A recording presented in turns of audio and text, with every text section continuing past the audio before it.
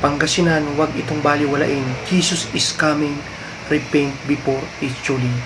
Mga kapatid, mga kababayan ko po dyan sa Pangasinan, tayo pong lahat ay pinapaalalahanan ng Panginoon na magsisina po tayo sa ating mga kasalanan at magbalik loob sa Diyos, sapagkat malapit na po ang pagbabalik ng ating Panginoong Jesucristo. Lahat po tayo nire-remind ng Ama sa Marcos 1 verse 15 na ang taktang panahon ay kumpleto na. Malapit na ang paghahari ng Diyos. Kaya magsisina tayo sa ating mga kasalanan at manampalataya sa Ebanghelyo. Mga kapatid, mga kababayan ko po dyan sa may Alaminos, Pangasinan, pinakita po sa akin ng Ama, ibinulong sa akin ng Ama na mayroon daw pong tatama na malakas na lindol dyan sa inyong lugar. Hindi ko po mawari, hindi ko po maintindihan.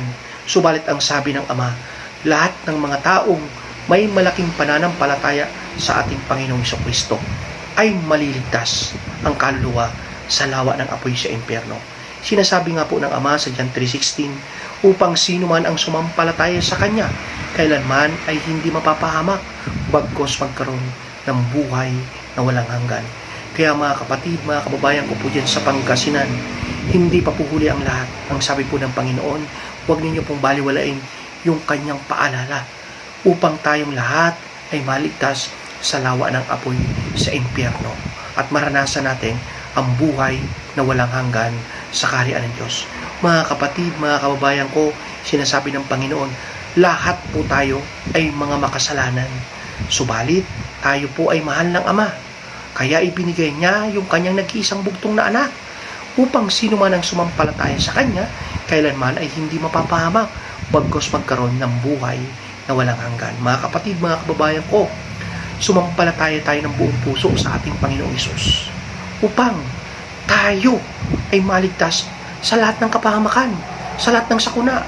Bagyo man yan, lindol man yan, pagputok ng bulkang mayon, kung mayroon tayong malakas na pananampalataya sa ating Panginoong Jesucristo, tayo ay maliligtas sa lawa ng apoy at mararanasan natin ang buhay na walang hanggan sa kaharian ng Diyos. Mga kapatid, mga kababayan ko, hindi pa huli ang lahat. Habang hindi pa po tayo yung nadadaganan ng tipak ng bato, habang hindi pa po tayo yung inaanod sa baha, habang hindi pa po tayo yung natatabunan ng lahar, habang hindi pa po natin naririnig yung kabilang putukan, mga kapatid, mga kababayan ko, kayo pong lahat, kasama po ako, ay nire-remind ng Panginoon na magsisina sa mga kasalanan at magbalik loob sa Diyos. Sapagkat, totoo po, na malapit na ang pagbabalik ng ating Panginoong Hesukristo. Amen. Hallelujah. Praise the Lord. Nawa po mga kapatid, mga kababayan, huwag po natin baliwalain yung paalala sa atin lahat ng ating Panginoong Hesukristo.